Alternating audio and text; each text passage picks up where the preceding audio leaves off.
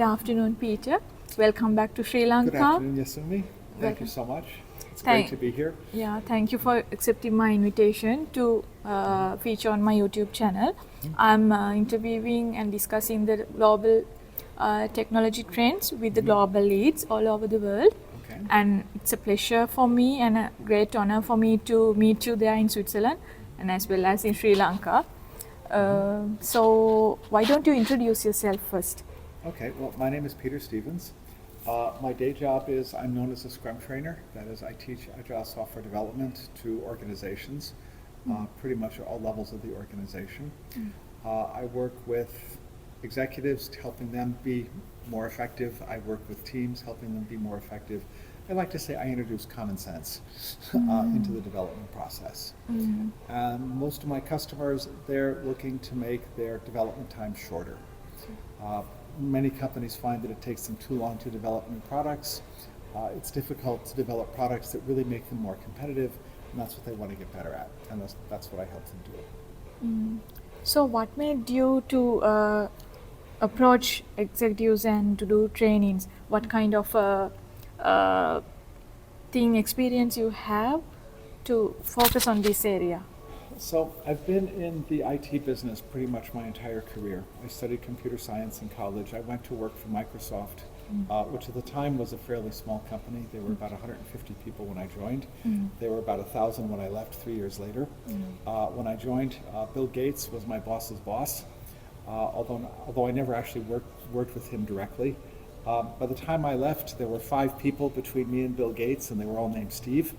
The most famous of which is Steve Ballmer, who I did get to work with. So, as I say, I've been in the IT business, pretty much all of my career, or on the borders of it. Around 1993, I did a project where I kind of stumbled on a method of developing software, where you basically have a conversation with the client about what he needs. A week, maybe 2 weeks later, you demonstrate something that you created for him. So you work in these very small chunks, and you go from tangible result to tangible result. Okay, and in the space of 3 months, we developed a very powerful software for managing networks of computers, which reduced, I don't know, I'd say by a factor of 5 how much work it is to manage a network of computer systems.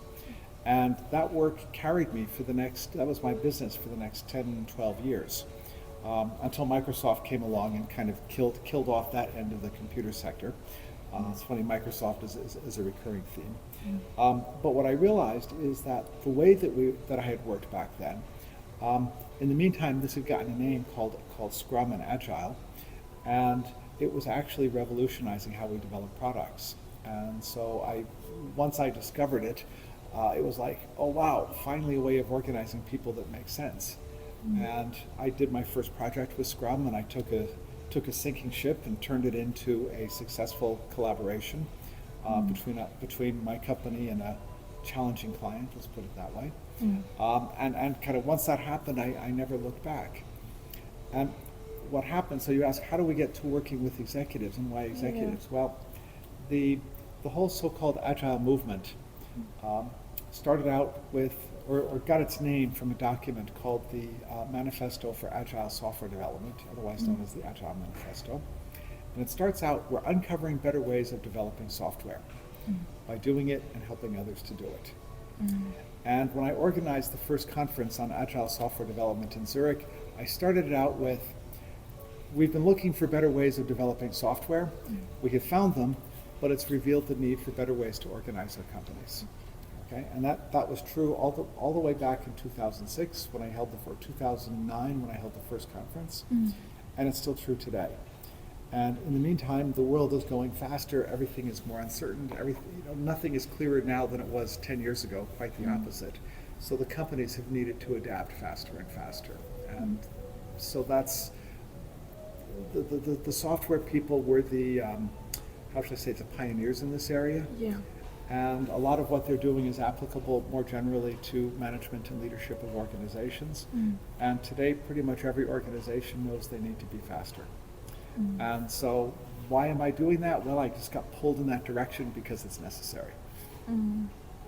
Thank you, Peter. So you are doing sessions, agile sessions, Yes. conferences, and you are coming to Sri Lanka Yeah. like from back in years. Yes. And this time also you came for the mainly for the agile conference we had.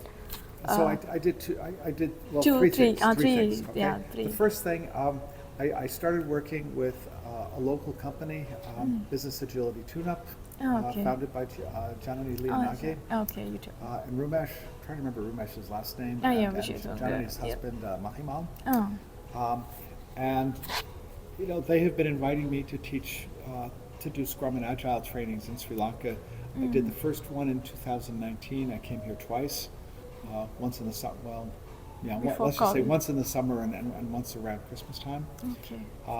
And then COVID came along, and so we switched to virtual, and so I've been doing, I would say, 6 courses a year, you know, every year ever since. And this year was the first time I've come back to do a face-to-face class. So I taught a Scrum class, and then I did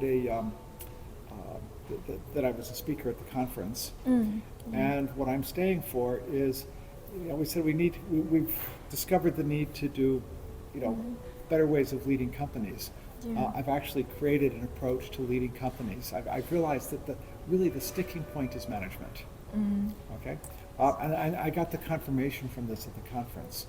Our engineers are pretty good at doing engineering.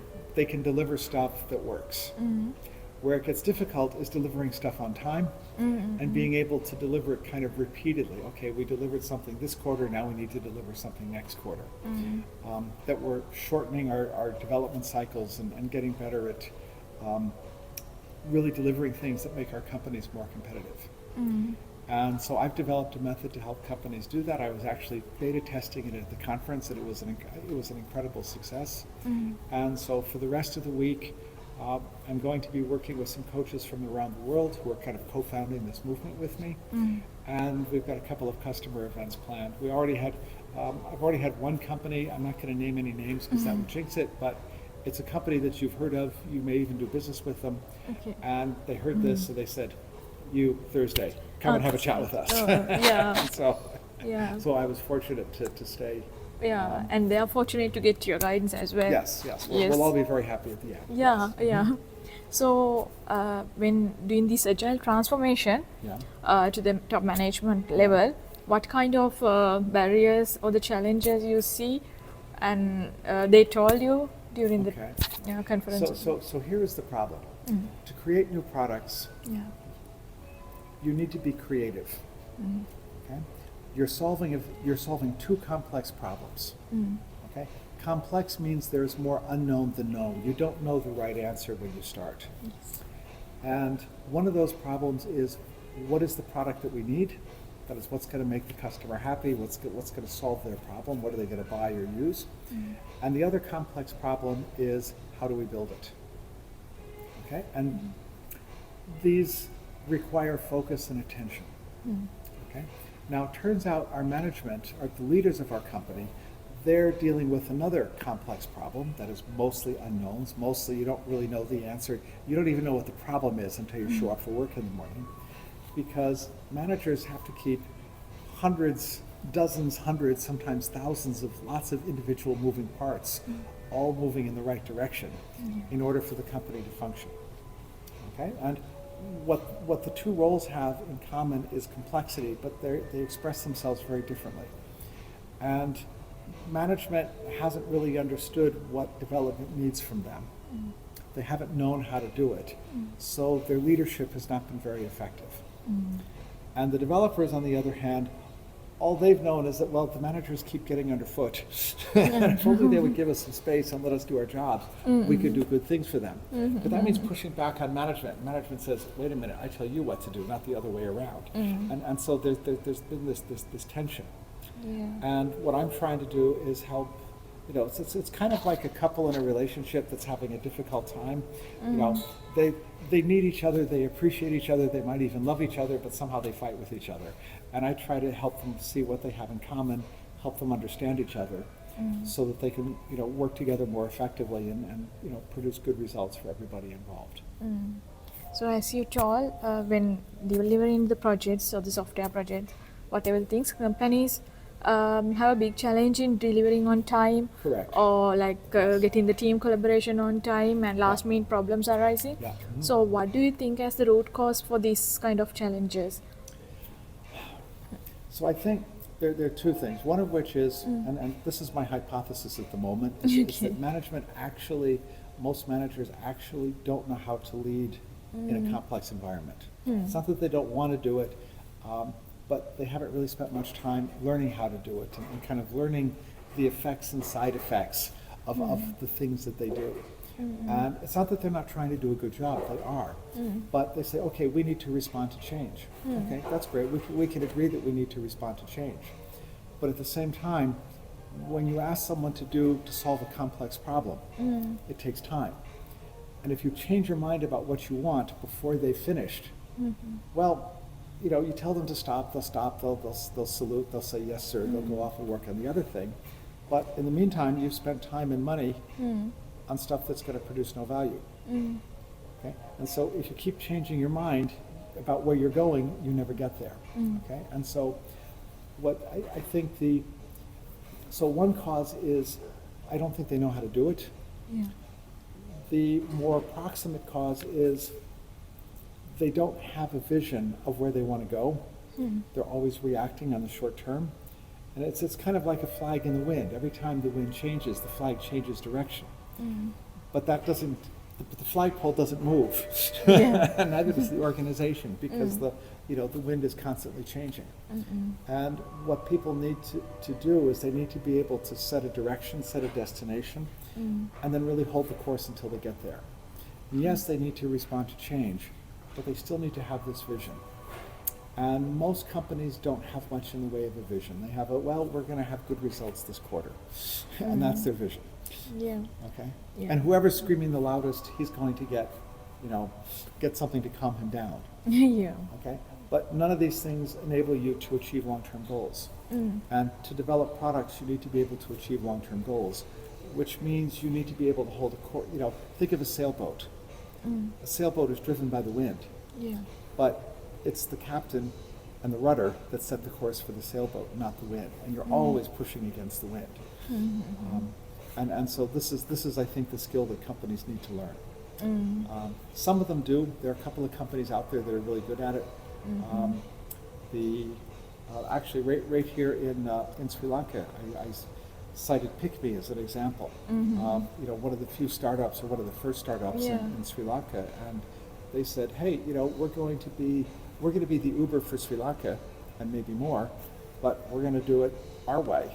We're going to do something that's right for Sri Lanka. And they've had a very successful, created a very successful product. And once they learned what they had to do differently, as far as I can tell from an outsider, I have no inside information, but to me, it sure looks like they did it. They applied what they learned, and now they're able to develop features that actually serve their customers, and that's why we have a PickMe, even though there's an Uber. Yeah.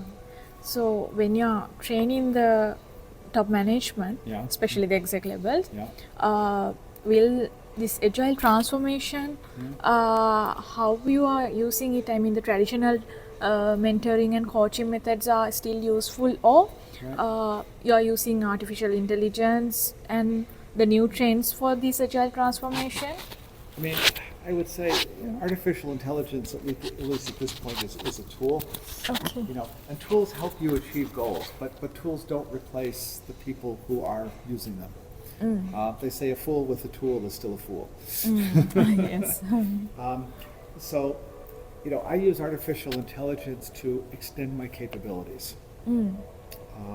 I'm an artist, I'm a songwriter, I'm a mechanical engineer. I've done all sorts of things that are way out of my competence area, where the AI can help me or accelerate me. The AIs help me design the market, the marketing, they help me design the test cases, they help me figure out what I needed to learn. So there's tremendous potential to use AI to accelerate you, but well, we can have a long conversation about whether AI is going to replace people, and especially the more visionary leadership. AI isn't there yet. Yeah. I don't know if it will ever be there, but it's definitely not there today. mostly what I teach people, what people need to learn fundamentally is to listen. And it starts with listening to yourself. You ask powerful questions, that is thought-provoking questions, and you really listen to the answers, as opposed to telling people what to do. And that's the real mindset shift. Yeah. Asking questions, listening to the answers, looking for what you have in common rather than arguing about what's different. And this, I think, is perhaps the fundamental leadership skill. And the way I teach it is I say, well, start with yourself. Okay? So, the first thing we talk about is aligning your own actions with priorities, with what you really care about. Well, that means you have to know what you really care about. What's important, what's not important. Okay, let's spend more of our time doing things that are important and less of our time doing things that aren't important. Okay, so the first thing we learn to do is how to make that reflection and how to make those choices, and also recognizing we all have too much to do. So let's spend more of our time on the important stuff, less of our time on the not so important stuff, and recognize that some things might not get done at all. Okay? And once you start doing that for yourself, your first aha moment is, oh yes, all the stuff about prioritization and what do we do first that the Agile guys talk about, that actually makes sense. Okay? The other thing, by asking yourself what really matters, what do I have on my plate, what could I do? It's not what must I do, but what could I do? Okay, what's important, what's urgent, what's going to make me happy?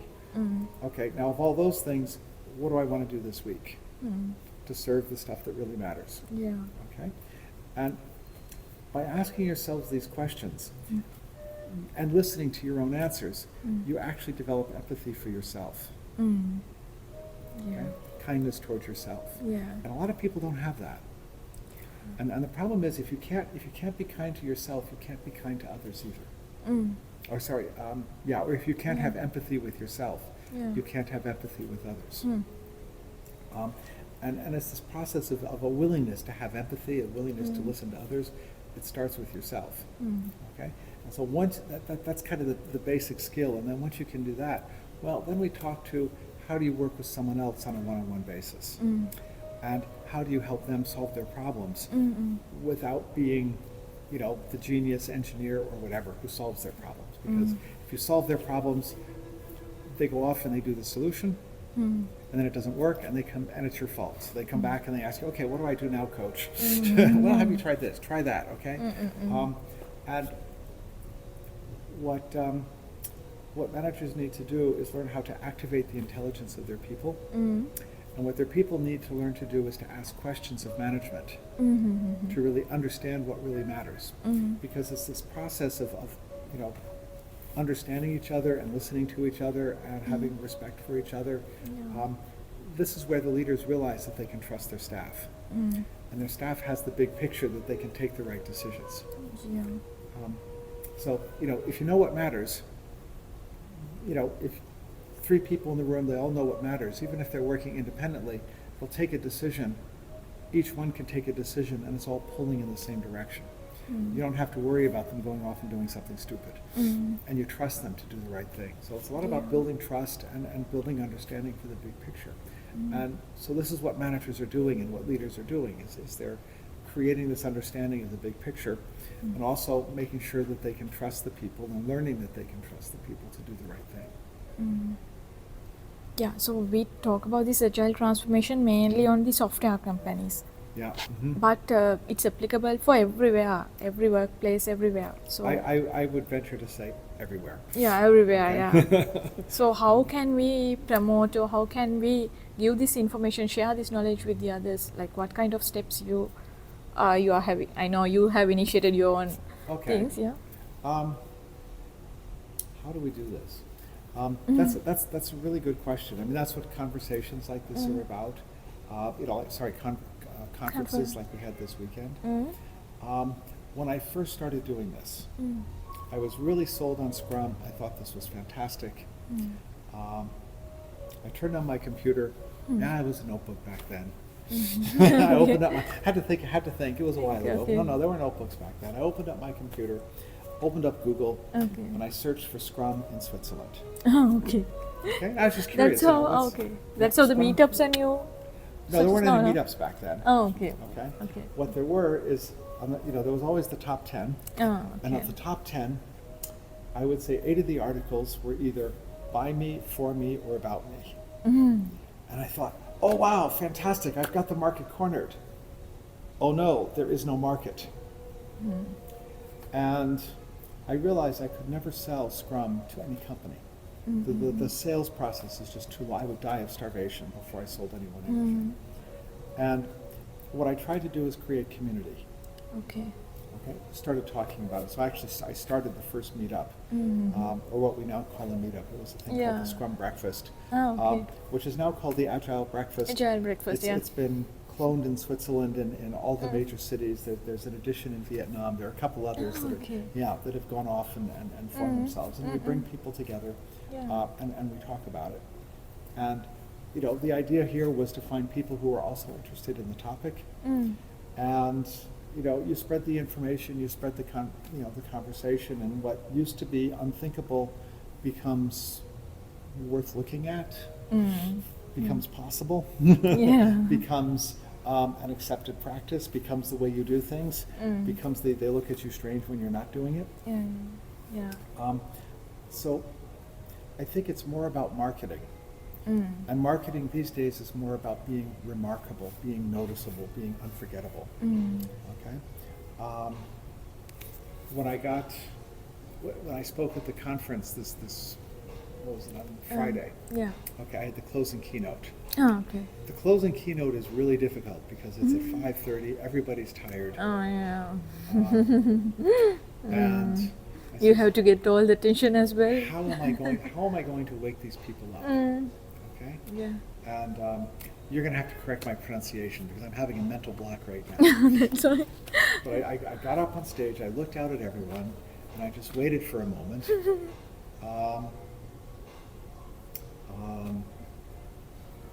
How do you say, how do you greet people? Yeah. Aya brother. Elder brother. Aya brother? No, you say Aya Boyana? Is that it? I'm freezing. I had to study this 3 times because okay. I don't Aya. speak Aya. Aya means elder brother. Yes, but you say I. I'm gonna have to look this up Yeah, on my that's phone. why. Hold on a second. So you see, I had to write it down because I was terrified I was going to forget it. Okay. Okay. And so, Ayubawan Colombo. Ah, Ibo and And Kalabu. so I got up, I looked at everybody, I kind of waited until we settled down. Ayubawan Colombo. Okay. Okay, I don't think I pronounced it very well. No, that's. And the people, they were, they were surprised, and then they said Ayubawan, and then they were there. Okay, and why did I do that? I was trying to do something that people would notice, where they'd say, this is different. He's, at least this guy who flew in to give a talk, he's learned enough about us that he knows how to greet us. Okay? Yeah. And it's about getting attention, being remarkable. Okay, and I did a couple of other things to get people's attention. I think the one that got people's attention is they can all deliver software that works, but nobody, or no, not nobody, but more than 2/3 of the people there said we can't deliver on time. Oh, okay. Okay, so that means the engineers are doing their jobs, but the management and the leadership is challenged. Yeah. It's a hard job. Okay? But it also tells us what we need to improve, what we need to work on to get better. Yeah. So how do we do it? Well, as I say, speak to who will listen. Yeah. That's also why I'm here. Yeah. Hopefully someone out there is going to Yeah, hear this and yeah. say, we need to get better too. And that's kind of how it goes. And then be remarkable, be unforgettable. Okay, advertising doesn't work. You can't. People blend out advertisements. They put blockers on their, on their browsers so they don't see the ads, and the ads are Yeah. getting brighter and louder and more obnoxious. So the more obnoxious they are, the more people tune them out. Yeah. And try to be remarkable, and then talk about real problems. And the problems that companies have today are the same they've had everywhere. I'm actually now getting more inquiries from hardware-related companies. Hardware, okay. Okay, Makes so sense. I'm working with, I've done a lot of work for one company that makes microprocessors. I'm working now relatively intensely for a company that makes heat exchangers. Oh, okay. There's no software in heat exchangers, at Yeah. least not yet, that I'm aware of. It's all about basic physics. Physics, yeah. But they need to develop faster. Yeah. Okay, and the reasons the reasons that companies are challenged to develop faster has nothing to do with the underlying technology. It's all about the management and the management structures and the silos and the difficulty in collaboration and the fear of, kind of committing yourself to something that, you might be held accountable for later. So it's all about kind of, as I say, taking away the fear of interaction, enabling the information to flow freely. Okay, so thank you for that great information you provided. We have to be remarkable. Finally, we have to be remarkable. Remarkable, unforgettable. Unforgettable, yeah. Okay? And solve real problems. Yeah, solve our problems, yeah. So one of the main topics we thought of discussing with our today's discussion is about the Purple Development Program. Okay. So this is something really interesting actually. And can you tell what is this and what inspired its creation and what is actually its aim and the targets? Okay. So, as I say, I started doing Scrum seriously in 2006. Okay. I became an independent coach in 2008. I became a certified Scrum trainer in 2012. By 2016, I realized I was working too hard, and I was just, and I thought there's got to be a better way. And so I started looking for a better way, and I thought, I'm a Scrum trainer, maybe I could do Scrum. And Scrum was a good fit, but not a perfect fit for organizing my life. Okay, and one of the big Why do you say so? Why do I say so? Yeah. Well, because with Scrum, you divide a problem into small chunks. Okay, and you basically you have kind of in Scrum you have a long-term vision, a medium-term vision, and what am I going to do today? Okay, so we call this the product goal, the sprint goal, and then in the daily Scrum you look at kind of the things you're trying to achieve. You say, what's the best step? How can we collaborate to make that happen today? Okay, we take that long-term goal, we break it into much, much smaller pieces to the point where you can work on something every day and say, I've checked a box on the way to the final goal. Okay? And that's a pretty good model. Where Scrum doesn't work so well for your life is you have a role called the product owner who gets to set your priorities. Yeah. Okay, and you have another role called the Scrum Master who's kind of taken a step back and is able to look at what's happening and say, this could be more effective, or here we're getting stuck. Yeah. Okay, here we're guys, you're running out of time. In fact, I was in a so-called daily Scrum today. I spent 2 hours on it. Normally it's 15 minutes, but we had a big question. We're 3 weeks into a 4-week sprint and nothing is done. And we want to have stuff done to show to our stakeholders by the end of the sprint. Okay, guys, what are we going to do? And that was, and so my job as Scrum Master is to catalyze these conversations. Now, in your life, there are 3 people, but only if you're a little bit schizophrenic. There's me, myself, and I. Okay. You do everything. There is no delegating. Okay. There's also usually no product owner telling you what to do, telling you what you have to set your own priorities, which means you have to figure out what really matters. And in fact, deciding what to do every day is asking yourself that question. Okay. What's the best way I can be using my time? How can I be, what can I do to become the person I want to become? And, so it was a similarity. There is this prioritization question.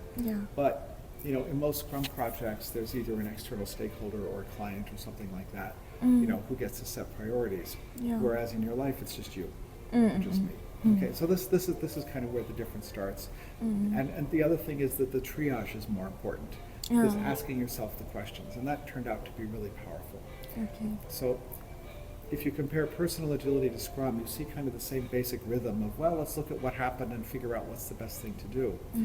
But personal agility emphasizes the conversation much more, the questions, Okay. asking yourself the questions to help you answer them. Yeah, thank you. So you were asking how do we turn this into purple? Okay. Well, I did this with personal agility, Okay. and I thought it was going to be a thing, but I don't know. I didn't quite figure it out. I didn't get it right. But what I did manage to do was kind of sell a program based on personal agility, which I just called leadership development. And this was to I'll just call it a high-tech company. I'm under non-disclosure with them, so I can't say too much about them. But it was an engineering department. They wanted to be more agile. They wanted to be more flexible. They wanted to accelerate their development process because it took a long time and it was very expensive and quite risky. And so we said, okay, let's work on the management. Okay? And so I've taken them now through 3 steps of the program. The first is about, this aligning your own actions with priorities. The second is about how to work with an individual, kind of alternatives to command and control. And it's really about learning to use coaching techniques in a business context and learning how to listen. Okay? And then in the third module, we start expanding it into how to facilitate an event, how to activate the intelligence of your team to solve a problem rather than telling them what to do. And that's much more spectacular. And it works so well. And one of the things that was really cool about it is they developed a team spirit, which they didn't have before. Before, each one was a manager who was responsible for his department, and that was it. He didn't care about anyone else. But by doing this together, they started to realize, hey, we could do things together, and we could have a vision, and we could really take this company places. And this is where I realized I needed to give this another try, but not focusing on the personal, but focusing on the leadership aspects of it and the collective aspects of it. And after that, I decided to take a so-called lean startup approach. Okay. And lean startup means basically first you validate the problem. You need to be solving, you need to find a problem not only that's worth solving, but that really demands to be solved. Yeah. Okay? Yeah. And if you can find a problem that demands to be solved, people will want your solution. Yeah.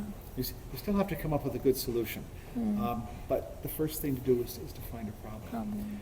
And I was also looking at the problem of how to make Scrum courses more attractive. And this is where I found out about marketing isn't about advertising anymore. It's about making yourself remarkable.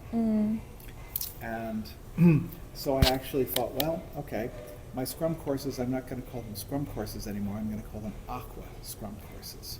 Okay. Okay? Aqua is basically, it's both a color like aquamarine, but it's also a fancy word for water. Okay? So what does water have to do with being a Scrum Master? Well, it's about creating flow, it's about persistence, it's about transparency. You can start to think about what does the metaphor mean, and all of a sudden you have a much more powerful learning experience. And so, after reflecting on the alternatives, and I got a lot of help from ChatGPT on this, by the way, looking at what could I call each of these programs. My Scrum Master program is now called Aqua. Aqua. Then purple? Well, purple is about thinking different. Okay. But purple has a lot of associations with it. First of all, it's a very unusual color. It really stands out. It doesn't It's really royal go with color? anything. It's a royal color. Color, yeah. Okay, it used to be very expensive, and so it's really only royalty and the upper echelons of the church in Europe that could afford it. So not just anybody can be purple. Okay? You're wearing purple today. I'm wearing purple today. Yes. Oh, okay. And no, that's not a coincidence. Okay. It might look like one, but yes. I know. Yes. And so anyway, so I decided, rather than call it Agile this or Agile that, and it's or personal this, anything that's descriptive limits it. Whereas purple is a metaphor. Okay? And purple makes it easy to identify, and you can start to see yourself in purple. Okay? Imagine yourself as the queen of the court. There was a time my favorite color was purple. Oh, really? Okay. Yeah. What does purple mean to you? For my skin color, it was good. That's the main reason. Okay. Well, that's your That's the reason. main reason. Like Okay. wearing red, yellow. Yeah, Yeah. yeah. And so, Even the blue color I wore that day. That royal blue. I mean, right, okay. I like those colors because it looks. They go well with you, yeah. Yeah, And for attraction, obviously. Like obviously. I want to be. What do you call? Highlighted in the crowd and all. Oh, So exactly, for that, yes. yeah. Okay, yeah, you're someone who stands out. Yeah. Okay? And I think, leadership, people who take on leadership roles, some of them are very humble, Okay. but many people, the leader kind of stands out. And I think, purple is, as I say, it's not quite international orange for standing out, Okay. but it's a standout color. And, for me, it makes it easy to identify. It makes it very flexible about what we put into it or what we take out of it. It can grow and evolve with, with the needs of the market. Yeah. What companies need now is different than what they needed 10 years ago, and it'll be different from 10 years from now. But I think it can still be purple. Yeah. So purple gives us a lot of flexibility, Okay. but also a lot of what shall I say, room to interpret, room to fill in the blanks for yourself. Okay, and in fact, one of the things that's different about Purple compared to other leadership programs is I want to solve problems for a company. Okay? Yeah. Most training programs, at the end of the training program, is you have a certificate. Okay? You get a nice stamp on your forehead, it looks good on your resume, and these things are valuable. I don't, I'm being a bit facetious, but I don't mean to put them down. But the idea with Purple is your company decides to do a Purple program because they have a problem that they want to solve. Okay? One of the problems that's gotten a lot of resonance is we can't deliver on time. Okay? Another one is what I'll call the internal friction problem. Okay. Okay? We try to do anything and, we're willing, we want to, but we go over to that department and they're not willing. Okay? And, so, we have the internal friction problem, we have the slow delivery problem, there are a couple of other problems.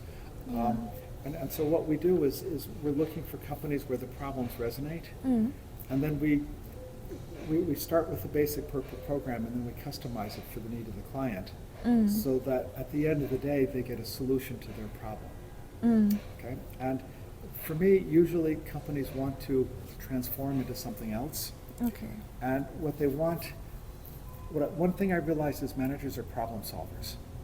They got where they are because they're good at solving problems. Okay? What's been a bit of a challenge is the Agile movement has said to these problem solvers, you stand back, get out of the way, give us the problem, we'll solve it. You don't have anything to say anymore, go away. Okay? And the managers look at that and they say, wait a minute, this is not what I signed up for when I took the job. And so I think, part of it is, if companies are going to be more agile, that is more flexible, more responsive, better at achieving their long-term goals, their managers are going to need to have these skills. That we need to build on their problem-solving skills, not push them out of the way. Yeah. Okay, and I think once managers see what this means for them, they're going to say, this is great, I want it. I'm going to understand the company, I'm going to understand the problem, I'm going to, people are going to understand me and they're going to see me as the guy who, the go-to person, the go-to guy or the go-to gal to solve the problems of the company. Yeah. So that's what we're trying to develop, and the skills that we teach to the managers give them that. Okay. So at the end of, after your team has completed the program, and I'm talking about a senior level team here, they're different lengths for different needs. Yeah. But the senior level program, at the end of the program, the managers have the skills, the ability, the experience that they can authentically, design a transformation, set the goals for it, build alignment with the rest of the organization. It's about relationship building. So they've established the relationships, they've got the agreement, this is where we want to go, everybody's on board, and then they can go off and do it, and they can not only do it, but they can accommodate change as it happens. And they can respond to change while still achieving the long-term goal. That's something I wanted to ask actually. So when you're training or mentoring managers to management level, you might be for this agile transformation, Right. there may be a resistance or roadblocks you can see in the managers, their roles.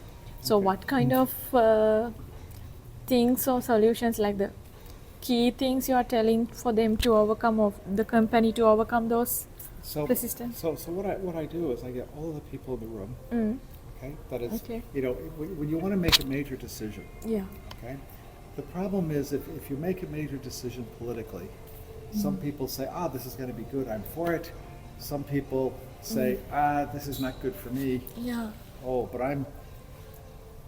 if I vote down, that's going to be politically bad for me. 'Cause, I mean, yeah. that's going to put me at risk. So Yeah. I'm just going to, you know, I'm not going to commit to it. Mm-mm-mm. But given that I know that this is a bad thing, first chance I get, I'm going to try to change it. Yeah. So we're constantly changing direction. Mm. Okay? And what we do, and this is something that, you know, leaders learn to do in this program, is they learn how to facilitate. How do we get all the people in the room, all the Yeah. technical know-how, all of the authority that we need, all of the political, you know, kind of get everybody in the room who has a say in it, Yeah. and then we work through the problem together. Mm-mm-mm-mm. And it's a series of what we call divergence, looking at possibilities, and convergence, deciding on a particular course of action. Mm. And then if you try to converge, you say, okay, what do we think of this? I support this, give it a thumbs up. Yeah. I cannot support this, Hmm. give it a thumbs down. Yeah. Okay? Now, normally, if this were a democracy, you'd have the, you know, if you had more ups than downs, you'd say, okay, we have a decision, let's move on. Yeah. But the problem is, if you've got these guys who are saying, no, this doesn't work, Yeah. you now have political resistance. Hmm. So what you do is you say, okay, what are these objections? Okay, let's pick the 5 most important objections Yeah. and find solutions for these problems. Mm. We come up with a new solution, a new proposal, Hmm. and you go back and ask the people in the room, okay, guys, can we live, you know, what do you think? I can support this? Mm. Any objections? Well, I can live with this. Mm. Okay? And so the idea is decision making is about identifying, you know, figuring out what you want to do, coming up with a solution, identifying the real obstacles, and then finding solutions that everybody in the room can live with it. Live it. And once you've got a solution like that, everyone is on board. A couple people, you know, a couple of the people say, I can live with it, no serious objections. Then you can move forward without political resistance. And that makes, and then all of a sudden, you know, you're now trying to, you know, you're working as a team to solve the problem together. Okay? And so that's, you know, you know, later modules in Purple, you learn to do that. And then the transition is to actually launch your own initiative where you do that. You actually get everybody on board so you can all move in the same direction. Okay. So yeah, it was a great introduction. So the idea is you get your leadership to work like a brain. Yeah. Okay? Yeah. And your brain has got lots of thoughts, and there's, well, we could do this, but, you know, there's all sorts of contradictory information. But together it comes through and makes a decision. And once it's made a decision, it goes in that direction. Yeah. Okay? So it kind of turns you, we call this activating the collective intelligence of the company. And it's a very different way of making decisions, but it's a very powerful way. And it also works at any level of the organization. Okay, and I have done it at the board of director level. Yeah, okay. Plus, crossing the cultural or the regional borders. I mean, about the locations I'm talking. So, and different So- domains we are working on. How do you feel like? Let's put it this way. I've traveled a good portion of the world. Okay. I've been to Vietnam. I've been to India. I've been, you know, virtually in Sri Lanka now for 7 years. Okay. I've traveled through most of Europe, much of Eastern Europe. I've been to that strange and wonderful place known as Texas, which is a category of itself. And one of the things that I've discovered is that what people value everywhere is the same. Okay, people want to be treated with respect. People want to be told the truth. You know, people need the information that they need to do their jobs. That's the same everywhere. Obviously, culture is different. Okay, what people are afraid of is different from one culture to the next. Yeah. Okay, people are afraid everywhere. I mean, you know, fear. You know, everyone is afraid. And, you know, a lot of the techniques, like look at Scrum. Scrum was inspired by a paper written by 2 Japanese researchers, okay, looking at how mostly Asian companies were able to develop product faster. It got picked up by 2 American consultants. Well, I think one was a manager, one was a consultant. Well, I don't know, maybe they were both project managers at the time, but 2 Americans. Yeah. And they kind of picked that up, inspiration, and they distilled it into something that was easily teachable. Okay? And then from there, it spread back to the, you know, it spread around the world. Okay? And, you know, when I come here to South Asia to bring this thing called Scrum to an Asian audience, what's really happening is the circle is closing. Okay? The original methods were pioneered in Asia, a little bit further east than here, but you know, you get the idea. Yeah. And so I think, you know, yes, you know, the cultures are different, and we need to respect the cultures. Well, let me give you an example of this. This example comes from Vietnam. Okay. Okay, group of developers. We're doing this thing called the Daily Scrum. Now, you can tell developers in Vietnam till you're blue in the face, we're all equal here. There's no hierarchy in the team. But they're not gonna believe you. They're gonna say the Scrum Master is, you know, in terms of the social hierarchy, the Scrum Master is above them, and nothing is gonna change that. So in Vietnam, one thing which you do not do is surprise someone in authority with something that's going badly. Okay, so if you ask for, you know, what's slowing us down, no one will say anything in the Daily Scrum. Okay, so how do you solve this? Well, you ask people in Vietnam, do you value the truth? And they say, of course we value the truth. How do we get anywhere if we don't tell each other the truth? Okay, how can we make it okay to talk about impediments? And what they did is, so you've got the task board where each card has got, you know, is present on the task board. And they said, okay, for the Daily Scrum, what we're going to do is we're going to put a red dot, and it's your duty to put a red dot on any card that you can't move forward on that's in progress. Okay, that's called an impediment. And then, when you get to the Daily Scrum, the Scrum Master can look at the board and say, what's this red dot about? And then it's okay to talk about it. Okay, so notice, they found a way that worked for them to talk about the problem. Okay, and how you do that in Vietnam is probably different than how you would do it here in Sri Lanka. It's definitely different than how you do it in Europe, but that's okay. You know, it's not about finding the one and only true way to do things. It's about finding a way that works for us. And one of the things that Purple says is it's not about following a process. It's about asking the right questions and getting the dialogue going, getting the information flowing, creating this culture of safety. Well, I call it a culture of trust. Safety is it's okay to talk. Trust is it's okay to talk, but we still care about results. Yeah, when we do the business analysis also, like picking the right problems, right questions from the clients is the main thing. Because based on that, the requirement, the software project, whole project is building up and all. Yeah, so as you told, like requirement that trusted information will be the key. Exactly. To the, You've got to surface the information. You've got to surface the right information. So thank you very much. We discussed a lot about the yes. things. So what kind of key takeaways you can give for the companies or the main management level? I'm asking this like what kind of skills they have to improve. Okay, so that for me, as a summary, like sure. You can. So I think there's. You're asking me for the last 3 slides of my presentation. Okay, I didn't come. That was actually what I talked about at the conference is what skills does management need. Okay. So let's start. What is the purpose of an organization? Okay, any organization exists to get something done.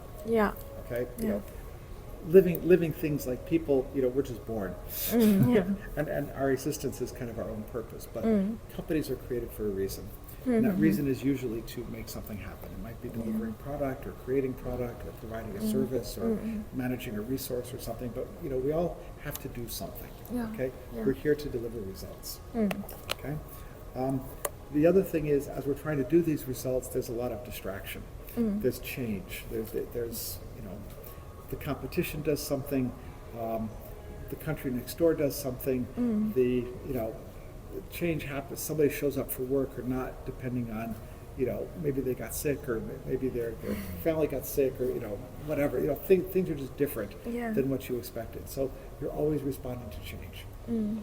Okay? So companies have to, they have to produce results. Mm. They have to be able to respond effectively to change. Okay? And, as managers and leaders, that's what our job is to produce results and to respond effectively to change. Mm. Okay? And I think there's a third component to that, which is about building relationships. Mm.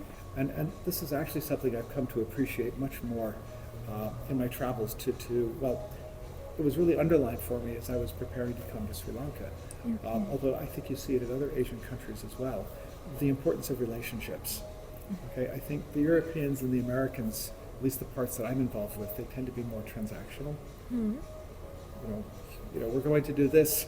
Oh, okay. Yeah. Okay, whereas the companies, it's as I say, it's more of a relationship. Mm-hmm. And I think actually that's what it's all about, is establishing the relationships and shaping the relationships, because how people interact with each other, that's what makes the culture. Okay? So, our skills in management, what do we need to be able to do? We need the skills for achieving long-term goals. We need the skills for responding effectively to change, because we have to notice the problem and we have to act on the problem, or decide that it's not important enough to act on. That's also part of it. And we need to be able to build relationships, which is both about guiding how people interact with each other on a day-to-day basis, but it's also about creating that empathy and understanding, across departments or to clients and stakeholders, so that you can create alignment and agree to do things as an organization. Yeah. So, achieve results, respond to change, build relationships. I think those are the key skills for a manager that they develop. Okay, thank you, Peter. So the last three slides of content are covered. Yes. My last question. Okay, so yeah, thank you for your time then. Oh, well, thank you. The pleasure has been mine. Yeah, no, because I got to learn a lot when I was there as well. In Zurich, you gave me a lot of content Right. and context for me to uplift my career. Mm. Yeah, and this means a lot. So this will be like, I have around 1,200 plus subscribers at the Wow, moment. nice. Yeah, Okay. so this will be published, and like later on it will get like around 1,000 around views are getting for my channel. Oh, So I excellent. am Okay. trying to expand that as well. Okay. That Okay. as you told, like Well, I hope this is the one that boosts you up to yeah, 1,500. unforgettable and Yeah. a remarkable one. Yeah, we'll do we think like that. Yeah. So when you come back again to Sri Lanka, or when I come back again there, we can connect. That's a deal. Yeah, we can talk a lot about the Yes. different topics. Okay. Even the entrepreneurship, it was something else people don't, I guess people Okay, don't know, yeah, no? yeah. From you, everyone is asking about Agile, but that entrepreneurship mindset and the business leadership skills. Agility comes from creating the product. Entrepreneurship is doing the same thing to create the market. Okay? You have an idea, you've identified a problem, and actually I'm doing this with Purple right now, is entrepreneurship. Exactly. Identify the problem, make sure you found the problem that really demands solving. Because if Yeah. all you do is make a better solution, no one cares. Find a problem that demands a solution. And then you can start to build the solution. Most people build the solution and then they try to find people to buy it. And that doesn't work. Yeah. That might have worked just fine in 1910, but not anymore. Yeah. Okay. Okay. Thank you. Yeah. Thank you. Thank you.